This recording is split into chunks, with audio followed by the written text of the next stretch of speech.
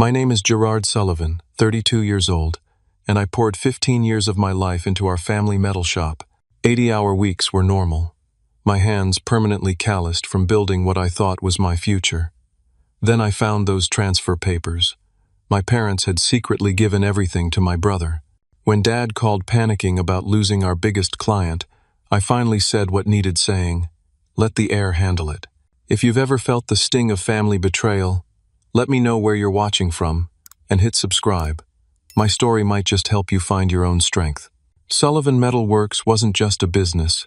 It was my inheritance, my identity, my future, or so I believed.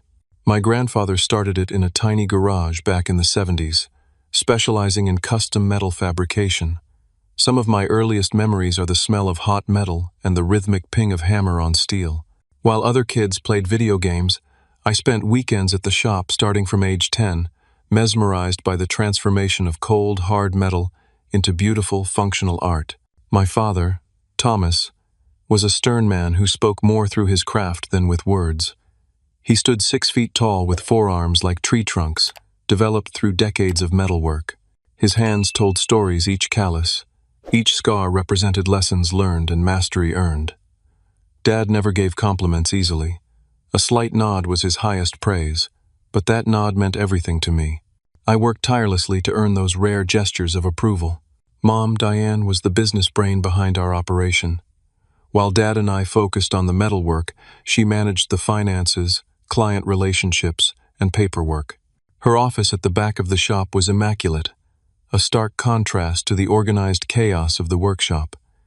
She had a talent for numbers and negotiation that kept our family business profitable even when competitors failed. Then there was my brother, Jason. 5 years younger than me, he never showed interest in learning the trade. While I was getting burn scars and metal splinters, Jason was playing sports and later pursuing a business degree at State University. My parents seemed impressed by his presentations and business jargon. Jason understands the financial side, Mom would say proudly. I always thought his contribution would complement mine, his business knowledge and my craftsmanship forming a perfect partnership for the future. When I turned 17, college acceptance letters arrived, but I already knew my path. Dad, I want to join the business full-time, I announced over dinner one night.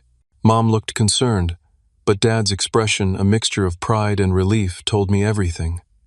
College could teach me theory, but Dad could teach me a craft passed through generations. My apprenticeship was grueling. Dad showed no favoritism, quite the opposite.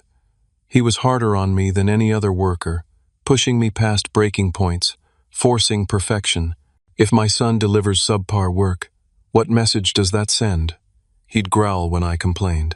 For 3 years, I was the first to arrive, last to leave, doing the hardest, dirtiest jobs without complaint. By 21, I could handle custom jobs independently.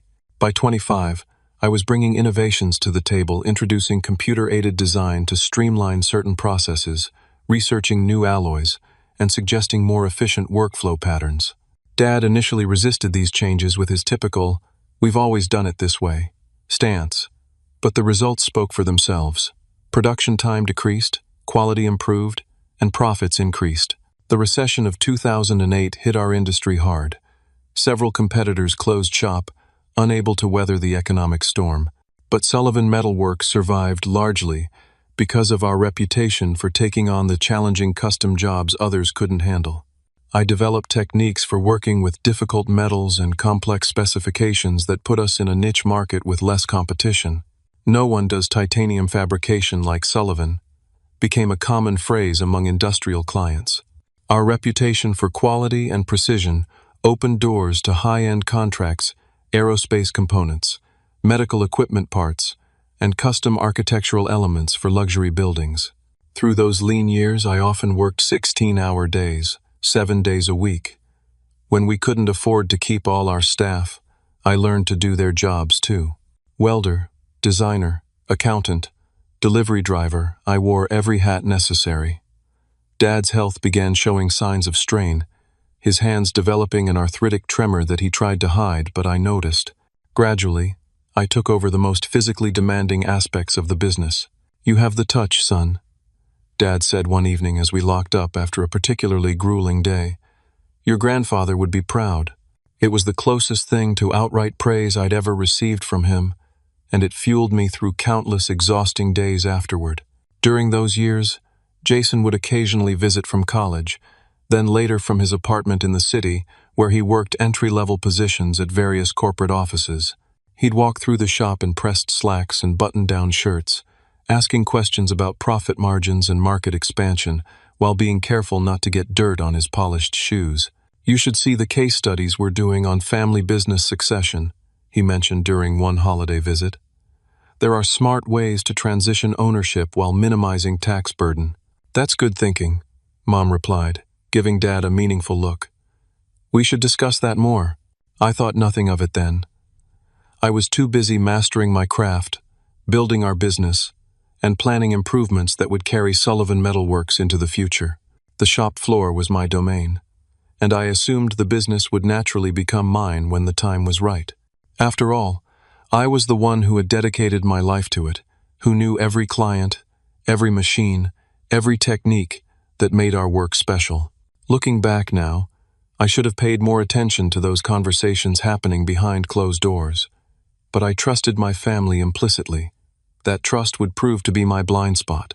My daily routine became as hardened and predictable as the metals I worked with. The alarm would ring at 4:15 each morning. By 5, I'd be opening the shop, firing up the main furnace so it would reach optimal temperature by the time our workers arrived at 7. Those 2 hours of solitude were often my most productive sketching designs, preparing materials, or working on special projects without interruption. The physical toll was significant. My hands were permanently stained with metal dust that no amount of scrubbing could remove. Burns and cuts were so common, I stopped noticing new ones. Once, a sheet of steel slipped and sliced through my boot, requiring 15 stitches. I was back at work the next day, limping but determined not to fall behind schedule. You need to take better care, Dad would say. Though his own body told the same story of sacrifice, hearing damaged from decades of industrial noise, a permanent hunch in his shoulders, scars mapping a lifetime of close calls. I missed countless social events, birthdays, and holidays because we were on deadline. 2 serious relationships ended because partners eventually tired of competing with the shop for my attention. It's like you're married to that place, my last girlfriend said during our breakup. She wasn't wrong. Meanwhile, 3 different competitors tried to recruit me, offering substantial salary increases and normal working hours. Thanks, but Sullivan is family, I'd tell them. You can't put a price on that. Their offers usually ended with the same prediction. When you're ready for appreciation instead of exploitation, call us. Despite the sacrifices, I found deep satisfaction in our accomplishments. We became known for taking on the impossible jobs, the ones requiring such precision and expertise that other shops wouldn't touch them. One such project led to our relationship with Precision Industries, which would become our largest client. Frank Donovan, Precision's founder and CEO, came to us after 3 other fabricators failed to meet his specifications for a custom medical equipment component. The tolerances were incredibly tight, the material difficult to work with, and the deadline seemingly impossible. Everyone says it can't be done within these parameters, Frank said during our first meeting, his weathered face showing the skepticism of someone who'd been disappointed repeatedly. Give me 72 hours with the blueprints, I replied. If I say we can't do it, you've lost nothing but time. 3 days later, I presented Frank with a prototype that met every specification. The look of amazement on his face was worth the sleepless nights I'd spent perfecting it. How did you manage this? He asked, inspecting the piece with the precision tools he'd brought. Proprietary technique, I smiled. Family secret. From that day forward, Precision Industries became our anchor client, bringing steady, high-margin work that allowed us to be selective about other projects we took on. Frank specifically requested that I personally handle their orders, and we developed a friendship beyond business. He was a craftsman at heart, who had built his company on the same principles of quality and integrity that guided Sullivan Metalworks. You remind me of myself 30 years ago, he told me once. The difference is, I recognized when to delegate. You're going to burn yourself out taking on everything. He wasn't wrong. By my 30th birthday, I was essentially running daily operations while Dad took a more advisory role. Mom still handled the books, but I was managing client relationships, overseeing production, training new hires, and developing new techniques. On paper, I was still just an employee, but everyone in the industry knew Sullivan Metalworks thrived because of me. During this period, conversations about the future became more frequent. "You've really taken this place to new heights," Dad said during a rare dinner when we all made it home before 9. "Your grandfather would never believe what his little garage operation has become." "We need to start thinking about the next phase," Mom added. "Your father and I won't be doing this forever." "I've got plans," I assured them, excited to finally discuss succession. We could expand the fabrication area into the vacant lot next door, add a water jet cutter, take on more aerospace work. "Those are big investments," Jason commented. He'd been visiting more frequently, taking an interest in the business finances. "Have you run the numbers on ROI timelines?" "The returns would be substantial," I countered, pulling out the research I'd done. "We'd recoup costs within 18 months, based on the contracts I know we could secure." Dad and Mom exchanged looks across the table. "Let's not rush into anything," Dad said finally. "The business is stable now. That's what matters most for the future." I interpreted their caution as typical parental conservatism. What I didn't realize was they had already made decisions about the future decisions that didn't align with the vision I was sacrificing everything to build. In preparation for Sullivan Metalworks' 50th anniversary, I began a special project, a massive sculptural piece showcasing every technique and material we had mastered over the decades. I worked on it during off hours, pouring my heart into what I envisioned as both a tribute to our legacy and a bold statement about our future. The centerpiece featured 3 interlinked rings, symbolizing the 3 generations of Sullivan craftsmanship. "What do you think?" I asked Dad when I showed him the design plans. The finished piece could stand in front of the shop, a testament to what we've built together. He studied the plans silently, his expression unreadable. "It's good work," he finally said, placing a hand briefly on my shoulder before walking away. It wasn't the enthusiasm I'd hoped for, but I continued the project anyway, believing it represented something important about our shared legacy.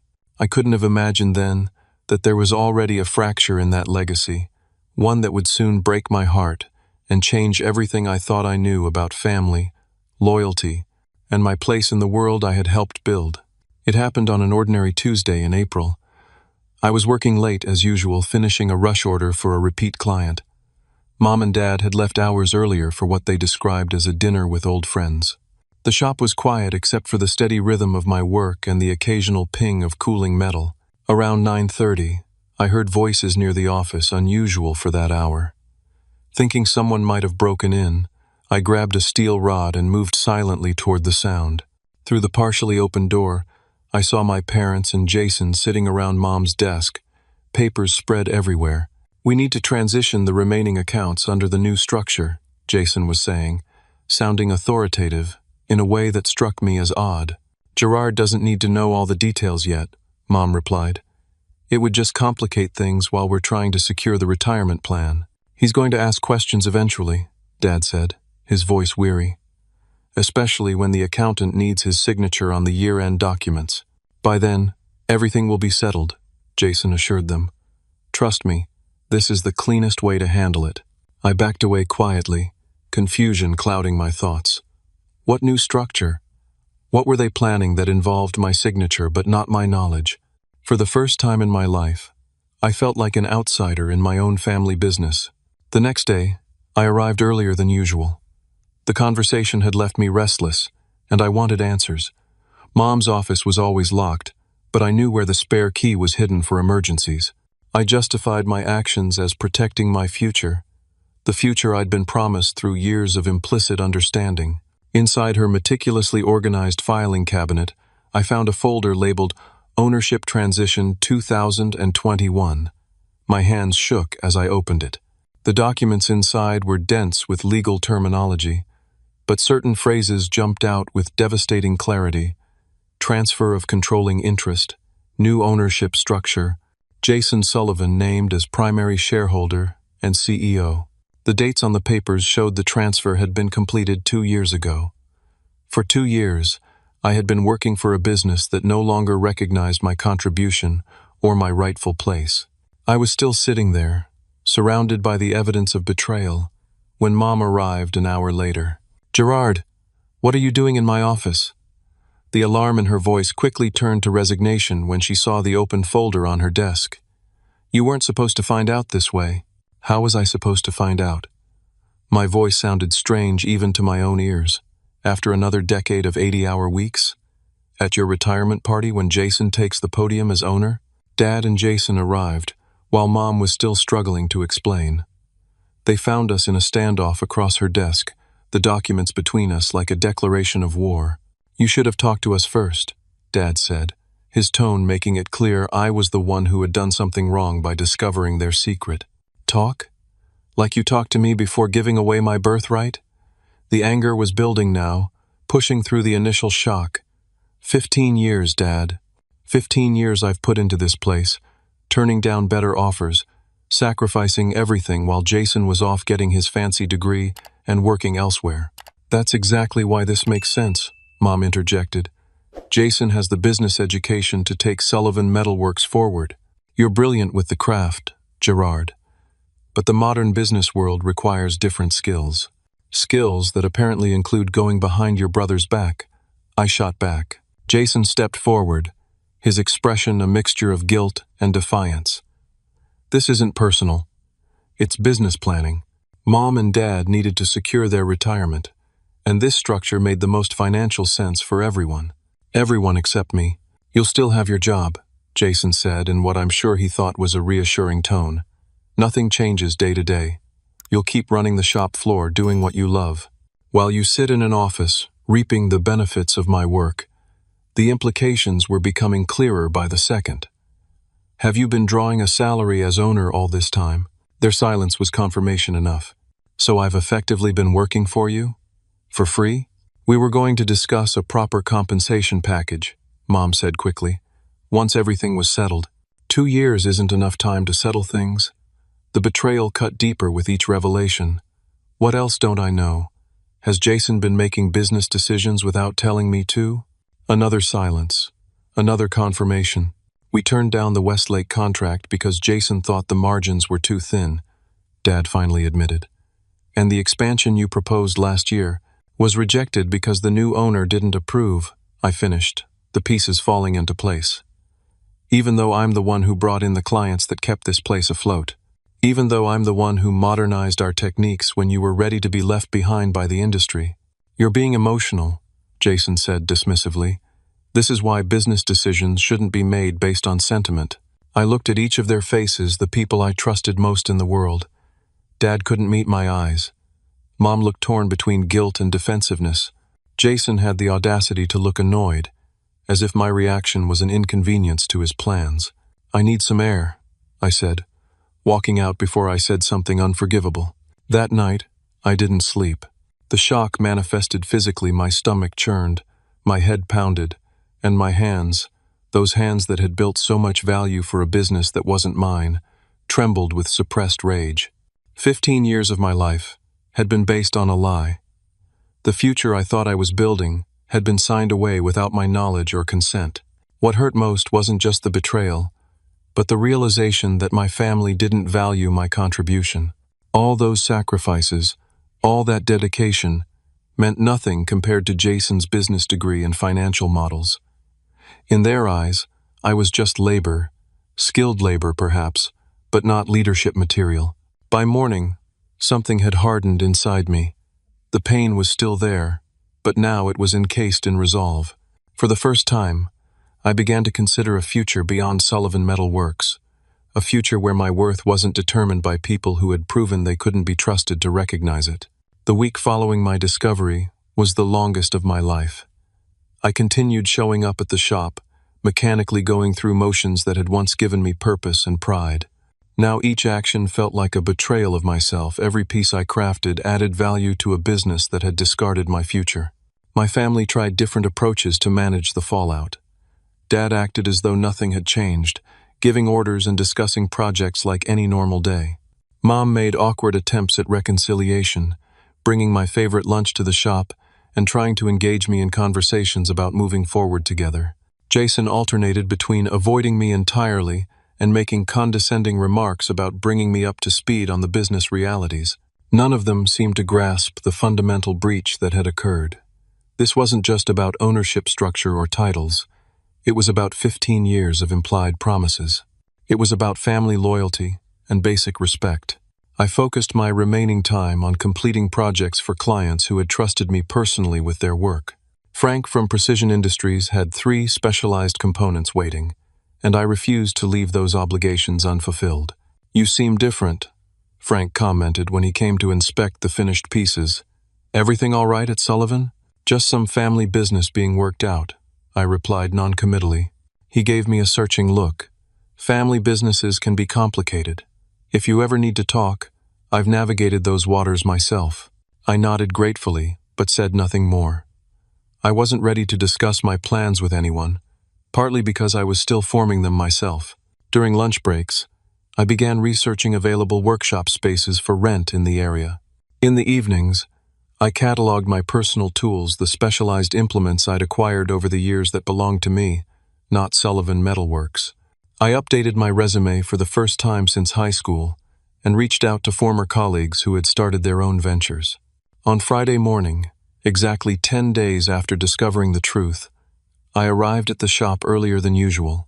I methodically packed my personal tools into my truck, the specialized hammers and files I'd collected, the rare measuring instruments, the prototype designs that were mine alone.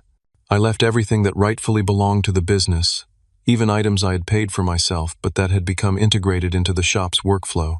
Dad arrived as I was loading the last crate. "What's all this?" he asked, frowning at my truck. "I'm leaving," I said simply.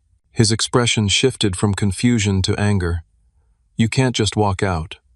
We have orders to fill, deadlines to meet. You have a new owner who can figure it out. This is ridiculous, Gerard.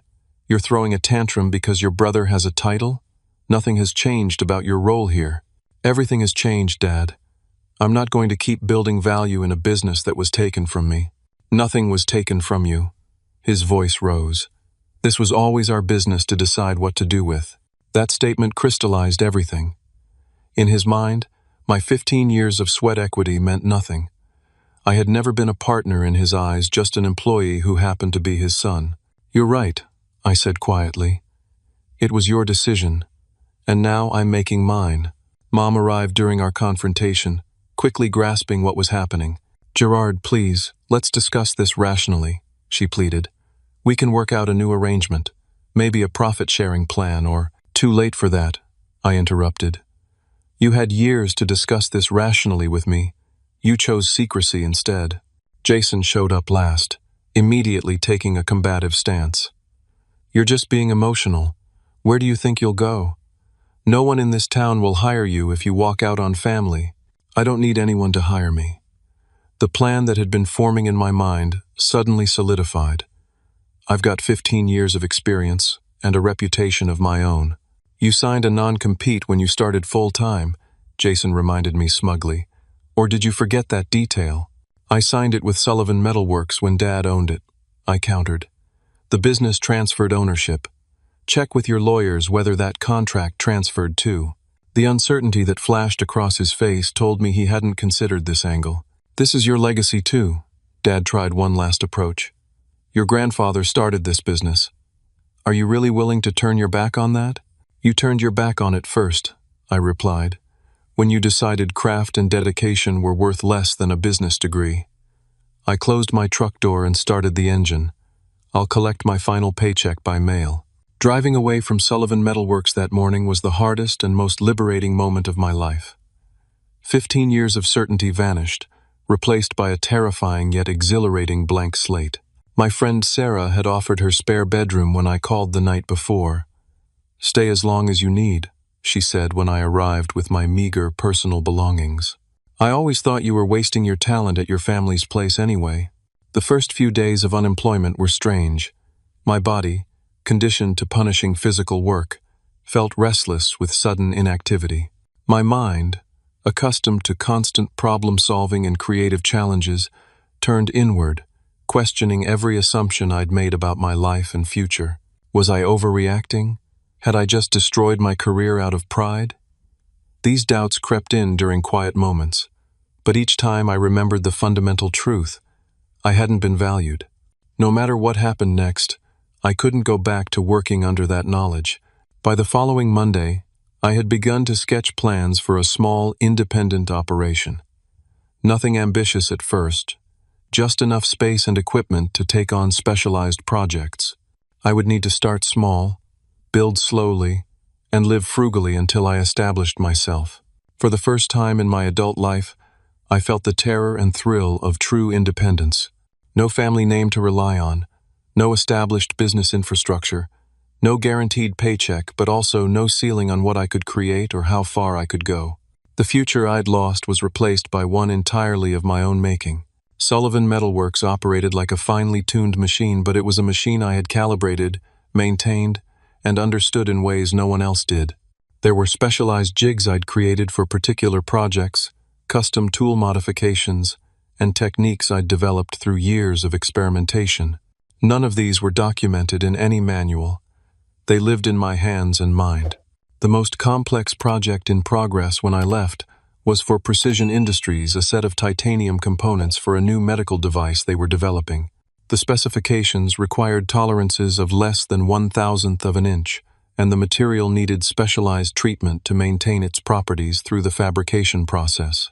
I had completed 3 of the 5 required components before leaving. 6 days after my departure, my phone rang. Dad's name appeared on the screen. I let it go to voicemail, not ready for another confrontation. His message was terse: "We need to talk. Call me back." I didn't. 3 more calls followed that day, each voicemail more urgent than the last. Finally, a text arrived. "Frank Donovan is threatening to pull all Precision business. Says he'll only work with you. We need to discuss options." A twinge of satisfaction cut through my lingering anger. Frank had always valued craftsmanship over corporate structure, and we'd developed a mutual respect over years of collaboration. Still, I wasn't ready to engage with my family on any terms. The next morning, Dad showed up at Sarah's apartment unannounced. "How did you find me?" I asked, not inviting him in. "Small town," he shrugged. "People talk. We need you to come back, at least temporarily." "Not going to happen." "Gerard, be reasonable. Precision represents 30% of our annual revenue. They're insisting you personally complete their current order, or they're walking." "Sounds like a problem for the owner to solve," I replied evenly. Dad's face flushed. "This affects all of us, including your mother's retirement security. You should have thought about that before signing everything over to Jason. It was a business decision, not a personal slight. Giving away what should have been mine after 15 years of building it up feels pretty personal from where I'm standing." Dad's expression hardened. "So that's it? You'll let the family business fail out of spite?" "The business is failing because you put someone in charge who doesn't understand what makes it valuable in the first place." I stepped back from the doorway. "Let the air handle it, Dad. That's what you chose him for." As I closed the door, I heard him call out, "This isn't finished, Gerard." He was right about that, at least. Over the next few days, the calls increased. Mom left tearful messages about responsibilities and family loyalty. Jason's calls oscillated between threats and awkward attempts at negotiation. "We could revisit the ownership structure," he offered in one message, sounding desperate. "Perhaps a minority stake would be appropriate given your technical contribution." Too little, too late. Through industry contacts, I learned the situation at Sullivan was deteriorating rapidly. 2 other major clients had pulled their business when they learned I was gone. The most skilled craftsmen on staff were struggling without my guidance on the specialized work. Orders were being delayed or completed below standard. Frank Donovan himself called me 10 days after I left Sullivan. "I don't know what happened between you and your family," he said bluntly, "and it's none of my business. But I need those components finished by someone I trust, and that's you. I appreciate the vote of confidence, Frank, but I don't have the equipment set up yet to handle that work." "What would it take to get you there?" he asked without hesitation. His question opened a door I hadn't expected so soon. "Let me put together some numbers and get back to you," I replied, my mind already calculating possibilities. 2 weeks after my departure, Dad and Mom showed up together at Sarah's apartment. They looked exhausted, with new worry lines etched into their faces. "We need to talk business," Dad said, his tone more conciliatory than before. "The shop is in trouble." I let them in this time, offering coffee which they both accepted gratefully. "Jason can't handle the technical aspects," Mom admitted, staring into her cup. "The clients are losing confidence. We've had 3 order cancellations this week alone." "What does Jason say about all this?" I asked. "He's suggesting we scale back to simpler projects and standard fabrication," Dad replied, unable to hide his disappointment. "Abandon the custom work that built our reputation. That would kill everything that makes Sullivan special," I observed. "We know," Mom said quietly. "That's why we're here. We're prepared to offer you a 25% ownership stake to come back." I nearly laughed. "You're offering me a minority share in what should have been mine, after I've proven how essential I am to its survival?" 40%, Dad countered quickly. "And a seat on the board." "The board? Since when does our small family shop have a board?" "Jason established a proper corporate structure," Mom explained. "It's actually been quite beneficial for tax purposes." I shook my head. "Not interested." "What will it take, Gerard?" Dad asked, frustration evident in his voice. "Name your terms." I looked at them, both the people who had raised me, taught me a craft, and then betrayed my trust in the most fundamental way possible. 51%, I said finally. "Controlling interest or nothing." Dad's face darkened. "That's not possible. We've already established the succession plan with Jason. Then I guess we have nothing more to discuss." I stood up, signaling the end of the conversation. "I wish you luck. You're going to need it." As they left, Mom turned back with tears in her eyes. "This isn't what we wanted, Gerard. We never meant to lose you." "Sometimes the consequences of our choices aren't what we expect," I replied. "That doesn't make them any less real." After they left, I sat for a long while thinking about legacy, family, and value. Sullivan Metalworks had been my whole world for so long that even now, betrayed and angry, I felt the pull of responsibility toward it. But something had shifted inside me, a fundamental realignment of priorities. For the first time, I was putting my own worth first. The next day, I signed a lease on a small workshop space across town. It wasn't much, just enough room for basic equipment and a small office area, but it was mine. The first step toward something new. Starting over at 32 wasn't in my life plan. I'd never imagined building from scratch what I thought I already had: a future in metalworking, a business to call my own, a legacy to build upon. But here I was, standing in an empty rented garage, with nothing but my personal tools and 15 years of hard-earned knowledge. The space was far from ideal. Poor ventilation, outdated electrical system, concrete floor cracked from years of neglect. But the rent was affordable, the location accessible, and most importantly, it was mine. No family politics, no hidden agendas, no decisions made behind my back. Frank Donovan visited 2 days after I signed the lease. He walked around the empty space, hands clasped behind his back, nodding thoughtfully. "It's going to take a lot of work," he observed. "I'm not afraid of that," I replied. "No, you never have been." He turned to face me directly. "Here's my proposal. Precision Industries will advance you payment for the remaining components we need, enough to cover equipment costs. In return, we get priority service for the next year and preferred pricing." "Frank, that's good business," he interrupted. "I'm not doing you a charity. I need those components done right, and you're the only one I trust to deliver them. This arrangement benefits us both." I considered his offer carefully. It wasn't a handout, it was an investment based on my proven skills. "I accept," I said, extending my hand. "You won't regret it." "I know I won't," he replied, shaking firmly. "I've been watching you work for years, Gerard. Sullivan Metalworks was riding on your talent, not the other way around."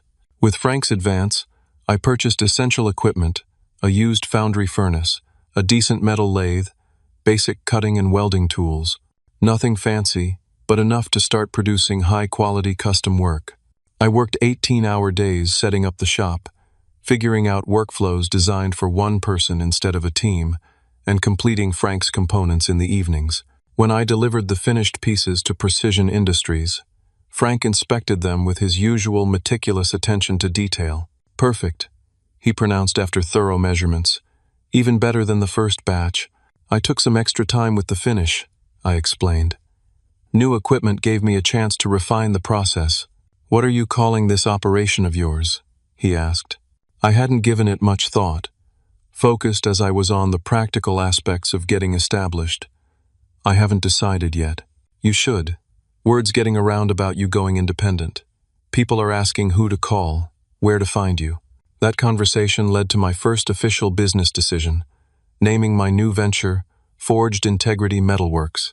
It captured both the physical craft and the personal values that had led me to this point. Word spread quickly through the tight-knit manufacturing community. Within a month, I had more orders than I could handle alone, mostly from former Sullivan clients who had followed news of my departure with interest. I found myself in the unexpected position of needing to hire help much sooner than anticipated. Marcus Jensen was 19, fresh out of technical school with raw talent, but no real-world experience. When he walked into my shop asking for apprenticeship, I recognized the same hunger for the craft that had driven me at his age. "I can't pay much to start," I warned him. "I'm here to learn," he replied. "The money will come when I've earned it." Taking him on meant I could accept more projects, but it also meant I was now responsible for someone else's livelihood. I thought carefully about how to treat him, about the kind of mentor I wanted to be versus the one I'd had. First rule, I told Marcus on his first day, "We work hard, but we work smart. No unnecessary overtime, no sacrificing quality for speed, and no working while exhausted. That's how mistakes happen." "But what if we fall behind schedule?" he asked, clearly accustomed to different expectations. "Then we adjust the schedule or have an honest conversation with the client. Our reputation depends on quality and integrity, not just meeting arbitrary deadlines." This philosophy, so different from the pressure cooker environment I'd come from, became the foundation of Forged Integrity's culture. We worked diligently, but sustainably. I shared knowledge freely, instead of hoarding it as a source of power. We celebrated wins together and treated failures as learning opportunities rather than personal failings. 3 months after opening, I secured a small business loan with Arthur Williams at First Community Bank. His father had been one of my grandfather's first customers, and that connection, along with my growing portfolio of successful independent projects, helped overcome the usual hurdles for a new business. "Your business plan is solid," Arthur said after reviewing my projections.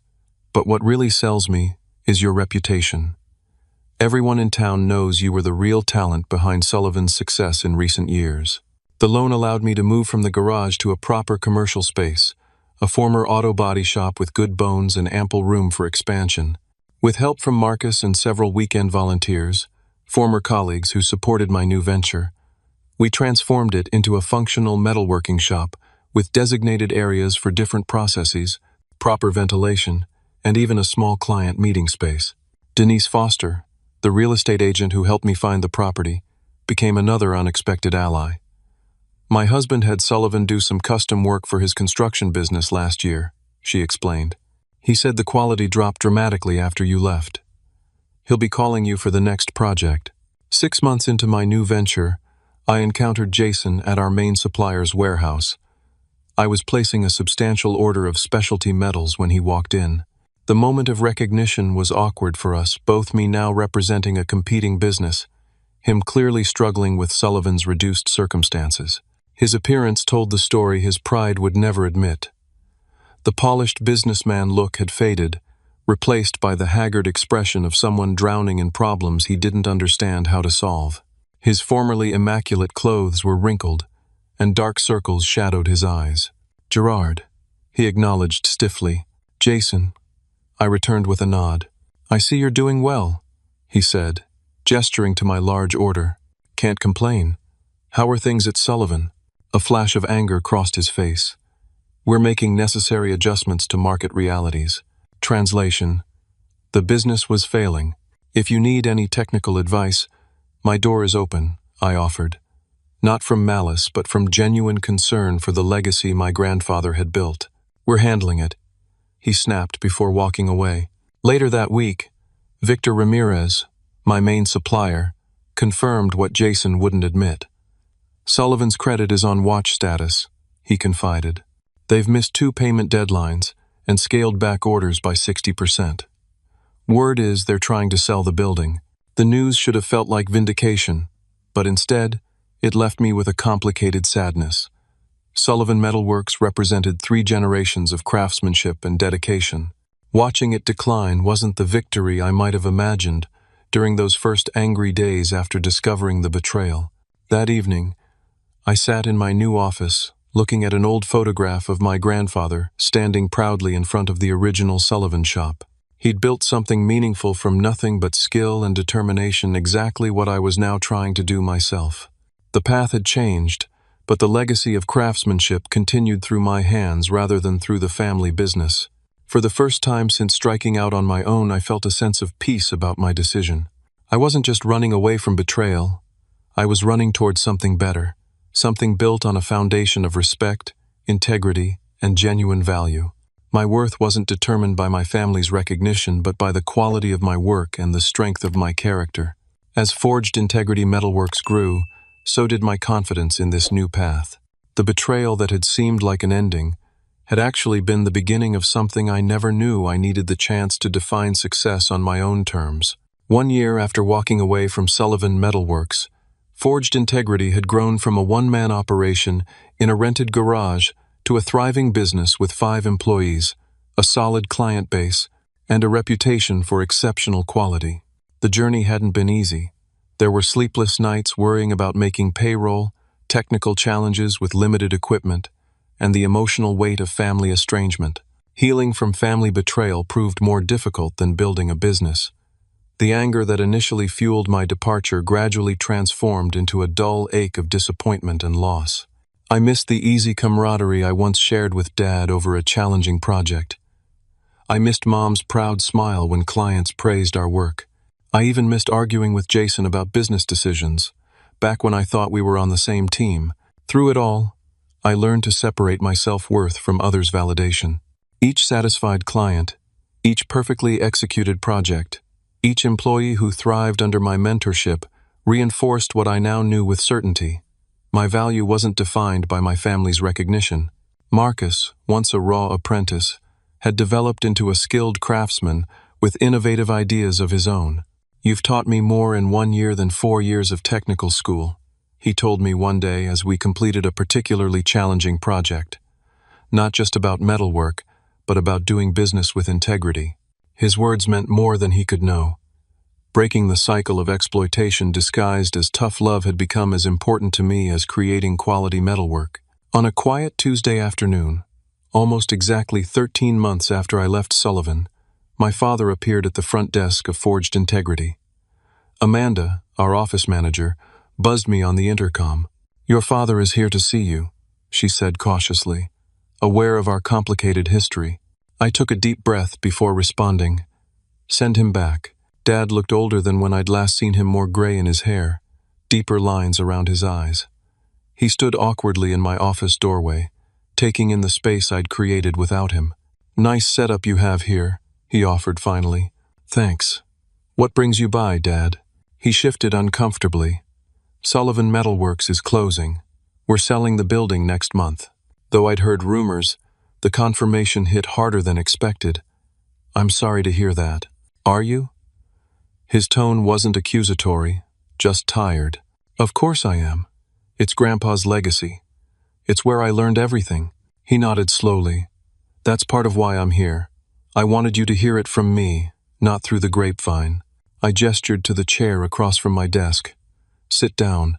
Would you like some coffee?" The familiar ritual of sharing coffee created a momentary bridge across the chasm between us. As Dad sipped from his mug, I noticed his hand still strong but trembling slightly. Whether from age or emotion, I couldn't tell. "What happened?" I asked finally. "What you predicted," he admitted. "Without your expertise, we couldn't maintain the quality or efficiency. Clients left. Costs rose. Jason tried. I'll give him that, but he didn't understand the craft. No, and I was too proud to admit we'd made a mistake." He set down his cup. "I should have recognized what you brought to the business, Gerard. Your grandfather would be disappointed in how I handled things." The admission I'd once craved now brought little satisfaction. We all made mistakes. I could have pushed harder for recognition, instead of assuming my contribution was seen. "Your mother and I thought we were securing our retirement," Dad continued. "Jason had all these plans for modernizing the business model, expanding into areas we'd never considered. It seemed like the sensible choice at the time. And now? Now we're selling the building to cover debts and salvage what we can for retirement. Jason's taking a job with a management consulting firm in the city." He looked around my workshop again. "Meanwhile, you've built all this in a year." The irony wasn't lost on either of us. The son they'd deemed unsuitable to lead the family business had created a thriving enterprise from scratch, while their chosen successor had presided over its collapse. "What will you do after the sale?" I asked. Dad's shoulders slumped slightly. "That's actually my second reason for coming. I need work, Gerard. Not charity, but honest work. I still have skills to offer, even if my judgment in other areas was flawed." The request surprised me. "You want to work here? For me? If you'll have me. As an employee, not a partner." His pride was clearly struggling with this reversal of roles. "I understand if that's not something you're willing to consider." I considered his request carefully. Working alongside Dad again would be complicated. Old dynamics don't disappear overnight. But I also recognized the opportunity for healing this represented. "I could use another experienced craftsman," I said finally, "especially someone who could mentor the younger staff. But it would be on my terms, Dad. This is my business, run my way." "I understand," he nodded. "I've seen what you've built here. You clearly know what you're doing." We spent the next hour discussing practical details: salary, responsibilities, start date. The conversation was more businessman to businessman than father to son, but perhaps that's what we needed. Clear boundaries, mutual respect, explicit rather than implied expectations. Mom visited separately a week later. While Dad had come seeking employment, she came seeking reconciliation. "I didn't handle things well," she admitted tearfully during our conversation. "We should have included you in the discussions about succession. We should have valued your contribution more openly." "Why didn't you?" I asked, the question that had haunted me for months. She considered carefully before answering. "I think we got caught up in appearances. Jason talked like the business leaders we admired. He had credentials, presentations, 5-year plans. You just did the work. Brilliantly, but quietly. We mistook his polish for capability." Her honesty was refreshing after months of justifications and excuses. "I'm not asking for anything," she continued, "just hoping we can start rebuilding our relationship. I've missed you, Gerard. I've missed you too, Mom." And I had. Family relationships are complex. They can be simultaneously the source of our deepest wounds and our most profound connections. Healing wouldn't happen overnight, but this honest conversation was a start. Jason and I crossed paths at Dad's 70th birthday dinner a month later. A small, subdued celebration at my parents' house. His corporate job was taking him out of state the following week. "Your shop seems to be doing well," he offered stiffly during a moment alone. "It is," I confirmed. "How's the consulting position?" "Different. Challenging in its own way." He hesitated before adding, "I may have underestimated what it takes to run a hands-on business." It was as close to an admission of error as I was likely to get from Jason. "Different businesses need different skills," I replied neutrally. "You'll probably excel at consulting." He nodded, a silent acknowledgement of the truce we were establishing. We would never be close, but we could be civil for our parents' sake. As months passed, Dad found his place at Forged Integrity, not as an authority figure but as a valued craftsman and mentor. The younger employees respected his technical knowledge, while I handled the business decisions. It wasn't always smooth, but we were learning a new way to work together based on mutual respect rather than obligation. The lessons from this painful chapter of my life weren't what I might have expected. I learned that sometimes losing what you thought you wanted opens the door to something better. I learned that true value comes from within, from integrity, skill, and dedication, not from others' recognition. Most importantly, I learned that while betrayal leaves scars, it doesn't have to define your future. Today, forged integrity metalwork stands as testament to these lessons. We create pieces that will last generations, built on a foundation of honesty and excellence. I no longer work 80-hour weeks. I've learned that sustainable success requires balance. I make time for friendships, hobbies, and occasionally even dating, all the aspects of life I once sacrificed for a future that wasn't mine. The betrayal that once seemed like the end of my world became the beginning of something authentic and truly mine. Sometimes the most valuable things we create aren't forged in metal, but in the choices we make when facing life's greatest challenges. If my story resonates with you, I'd love to hear about a time when disappointment led you to something better than you'd planned. Leave a comment below about your own experience with unexpected new beginnings.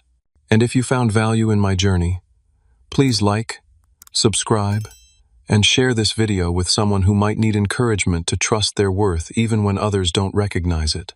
Thank you for listening, and remember, the strongest metals are forged through fire.